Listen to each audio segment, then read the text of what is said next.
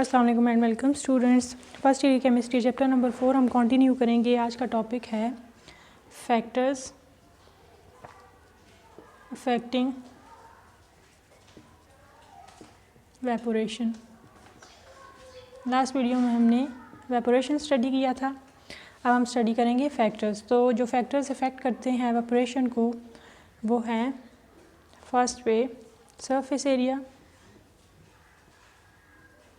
Surface area of liquid कह सकते हैं, और सरफेस एरिया ऑफ कंटेनर जिसमें लिक्विड मौजूद है, क्योंकि जो लिक्विड होता है वो शेप ले लेता है कंटेनर की। उसके बाद हम डिस्कस करेंगे टेम्परेचर और the last factor is intermolecular forces और वैन डर वाल फोर्सेस। Intermolecular forces. तो बात करते हैं सरफेस एरिया की। ये सरफेस एरिया जो है किस तरह से अफेक्ट करता है वेपोरेशन को। इसके लिए एक हम ड्रॉ करते हैं डायग्राम, जिसमें हम दो कंटेनर लेंगे।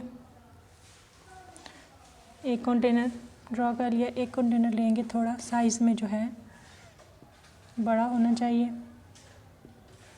दोनों के अंदर सेम लिक्विड मौजूद है।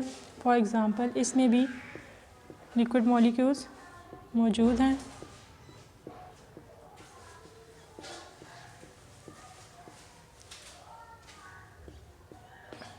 और इसमें भी लिक्विड मॉलिक्यूल्स मौजूद हैं।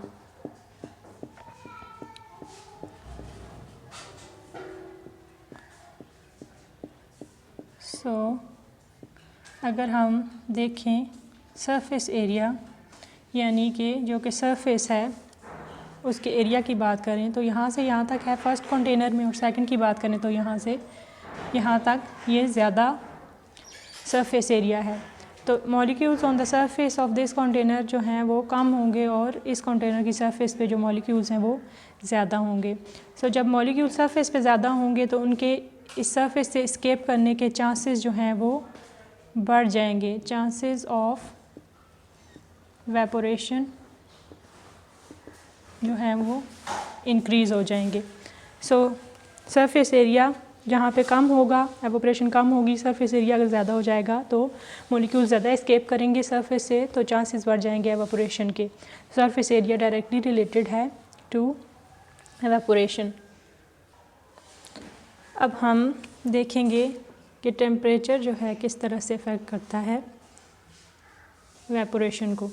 तो टेम्परेचर की बात करें तो टेम्परेचर भी डायरेक्टली रिलेटेड है to rate of evaporation. Rate of evaporation directly related तो है, बट इसके पीछे हम रीज़न देखेंगे कि टेम्परेचर किस तरह से रेट ऑफ एवेपोरेशन को या एवेपोरेशन को बढ़ा सकता है। तो टेम्परेचर क्योंकि हमें ऑलरेडी नोन है directly proportional to kinetic energy, या काइनेटिक एनर्जी टेम्परेचर के डायरेक्टली प्रोपोर्शनल होती है, यानी कि जितना हाई टेम्परेचर होगा इतनी ज़्यादा हो जाएगी काइनेटिक एनर्जी। काइनेटिक एनर्जी ज़्यादा हो जाएगी तो हमें पता है kinetic energy is related to the motion of the molecules. Liquid के जो मॉलिक्यूल्स हैं, जब काइनेटिक एनर्जी ज़्यादा होगी तो वो मोशन में आ जाएंगे, ज़्यादा स्पीड से मूव करेंगे। फॉर एग्ज़ाम्पल यहाँ पर हम एक कंटेनर में देखते हैं कि लिक्विड है, और इसमें यहाँ पे ये लिक्विड मॉलिक्यूल्स हैं। फॉर एग्ज़ाम्पल इस मॉलिक्यूल की हम बात करें, इसकी काइनेटिक एनर्जी की वैल्यू हो अगर इज़ इक्वल टू 5 और इसकी काइनेटिक एनर्जी की वैल्यू हो 10, तो ये फास्ट मूव करेगा। इसका यहाँ तक पहुँचने में जो है कम टाइम लगेगा, या ये स्पीड के साथ यहाँ पे पहुँच जाएगा, जबकि ये स्लो मूव करेगा, और ये हो सकता है कि यहाँ पहुँचने में उससे हाफ़ टाइम लगाए। तो ज़्यादा चांसेस हैं कि ये सरफेस पे भी जा सकता है ऑल ओवर द कंटेनर। ये जिस भी जगह पे मूव करेगा इससे ज़्यादा फास्ट मूव करेगा और इससे पहले पहुँचेगा, चांसेस ज़्यादा होंगे। तो ये मॉलिक्यूल जब यहाँ पे पहुँचेगा एस्केप होने के चांस बढ़ जाएगा, क्योंकि ये सरफेस पे आ जाएगा। तो इस तरह से हम कह सकते हैं कि टेम्परेचर बढ़ा, काइनेटिक एनर्जी बढ़ी, चांसेस बड़े सरफेस पे आने के, क्योंकि मोशन बढ़ गया, स्पीड अप हो गया मॉलिक्यूल, तो टेम्परेचर जो है वो क्या कर देगा, रेट ऑफ एवापोरेशन को इंक्रीज़ कर देगा। सो लास्ट फैक्टर हम डिस्कस करेंगे इंटरमॉलिक्यूलर फोर्सेस। इंटरमॉलिक्यूलर फोर्सेस, सो हमने पहले बात की टेम्परेचर की, उससे पहले हमने सरफेस एरिया डिस्कस किया जो कि डायरेक्टली रिलेटेड थे। अब जो इंटरमॉलिक्यूलर फोर्सेस हैं वो इन्वर्सली रिलेटेड हैं रेट ऑफ एवेपोरेशन से। किस तरह से इन्वर्सली रिलेटेड हैं ये हम देखेंगे। फॉर एग्ज़ाम्पल यहाँ पे कंटेनर ले लें और इसके अंदर मॉलिक्यूल्स मौजूद हैं लिक्विड के।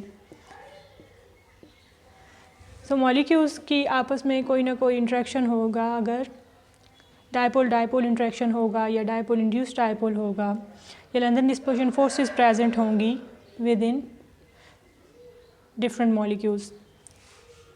तो अगर ये इन दोनों के दरमियान जो फोर्स है वो स्ट्रॉन्गर है तो ये मॉलिक्यूल जो हैं ना सिर्फ फ्रीली मूव करेंगे, फ्रीली मूव नहीं कर सकेंगे बल्कि अपनी ही जगह पे रहेंगे या वाइब्रेशनल मोशन होगा, या फिर अगर ये इंटरेक्शन जो है किसी तरह से वीक होगा तो ये अलाउ करेंगे एक दूसरे को कि ये सरफेस पे जाएं और एवापोरेशन हो। सो क्या होगा, अगर फोर्सेस इनके दरमियान स्ट्रॉन्ग हैं तो चांसेस कम है सरफेस पे जाने के, क्योंकि ये नीचे ही रहेंगे, एक दूसरे के साथ इंटरेक्ट करते रहेंगे, फोर्सेस होंगी इनके दरमियान, तो रेट ऑफ एवापोरेशन क्या हो जाएगा, लेस। अगर हो जाएंगी फोर्सेस वीक तो चांसेस हैं कि ये अपनी जगह को छोड़ दे या इसके साथ जो है अट्रैक्शन में ना रहे और ये चला जाए सरफेस पे और यहाँ से ये कर जाए एस्केप। तो फोर्स होगी अगर कम, इंटरमॉलिक्यूलर फोर्सेस कम होंगी तो रेट ऑफ एवापोरेशन हो जाएगा ज़्यादा। तो ये था रिलेशन और ये थे फैक्टर्स जो कि इफेक्ट कर रहे थे रेट ऑफ एवापोरेशन को। तो अगर आपको कोई भी चीज़ समझ नहीं आई आप कमेंट सेक्शन में पूछ सकते हैं। उसके अलावा अगर ये वीडियो फ़र्स्ट टाइम आप तक पहुंची और आप फ़र्स्ट टाइम इस चैनल पर आए हैं तो चैनल को ज़रूर सब्सक्राइब करें, बेल आइकन को क्लिक करना ना भूलें ताकि आने वाली तमाम वीडियोस की नोटिफिकेशंस बर वक्त आप तक पहुंचती रहें और आप तमाम लेक्चर्स से फ़ायदा उठा सकें। Thanks for watching the video.